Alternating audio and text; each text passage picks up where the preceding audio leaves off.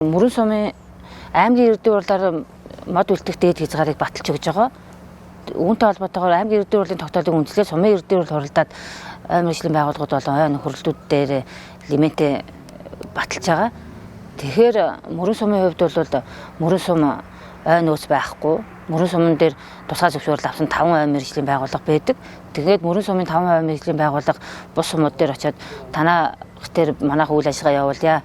Тэдний купын лимит олгож өгөөч гэгээд хүсэл тавьдаг. Сумын иргэдийн хурал дээр нь орохоор энэ ундаг. Тэгэхээр сумын иргэдийн хурлын төлөөлөгч нар суман дээр одоо нэг 19-20 хэдэн төлөөлөгч байдгийн сумын иргэдийн хурлын төлөөлөгч нар үгүй гадны сумын мэргэжлийн байгууллага оруулахгүй. Зөвхөн сумынхаа мэргэжлийн байгууллагыг ажилуулна гэд одоо мөрөн сумын мэргэжлийн байгууллагуудад лимит өгдөггүй.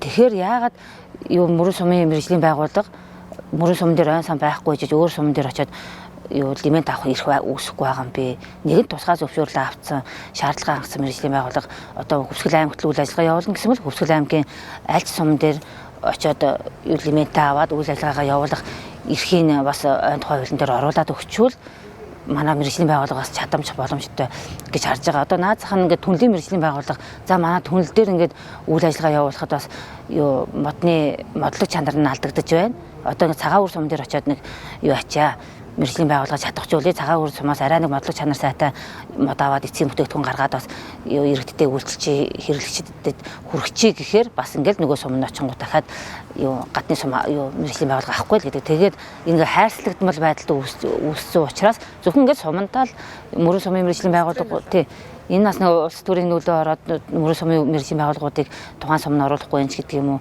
Тэгэхээр энэ зөвхөн сумын мэргэжлийн байгууллага сумтай ажиллаж байна гэдэг нас нэг хайрцагтмал байдалд орчоод мэргэжлийн байгууллагууд бас нэг чадварчихгүй байгаа асуудал. Үнэхээр чадж байгаа мэргэжлийн байгууллага Хөвсгөл аймгийнхаа хэмжээнд аль ч суман дээр очиод лимитээ аваад үйл ажиллагаа явуулах боломжийг бас нээж өгөхийн тулд ойн тухай хуулийн дээр бас шинээр заалт оруулаад өгвөл зүйтэй гэж харж байгаа. Ойн чиглэлээр ер нь улсын хэмжээнд барих бодлого менежментийн хувьд бол ойн тухай хууль бол улсын хэмжээнд үйлчилж байгаа. Тэгэхээр одоо ойг хамгаалах зүй зохистой ашиглах болон нөхөн сэргээх ойн хөнөөлж шавжтай тэмцэх гэдэг бүх ингээд тал дээр ашиглалт хамгаалалт нөхөн сэргээлтэн дээр тусдаа журам байдаг. Тусдаа хуулиад авсан журмууд гарсан байгаа. Тэгэхээр бид нар ойн тухай хуулийг хэрэгжүүлэхийн тулд дагаад журмаа хэрэгжүүлнэ.